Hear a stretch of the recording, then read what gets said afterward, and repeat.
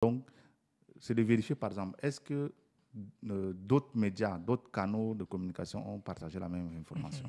Un exemple très simple. Quand je vois une information sur, comment on appelle, Tchad Info, j'essaie de vérifier sur le Njam Post, j'essaie de vérifier chez Journal Le Pays, ainsi de suite. Et si ces médias aussi relaient la même information, c'est déjà un indicateur. Ça veut dire que progressivement, certainement, c'est une bonne information. Après, il y a d'autres sources aussi. Par exemple, quand tu apprends qu'à Béché a une telle maladie, par exemple, maladie de dengue, la dengue, je ne sais plus, la première des choses à faire, quand tu tombes sur une information comme ça, sur les réseaux sociaux ou bien dans un média, c'est de chercher, est-ce qu'il y en a d'autres médias parlent. Si les autres médias ne parlent pas, c'est de chercher des sources officielles.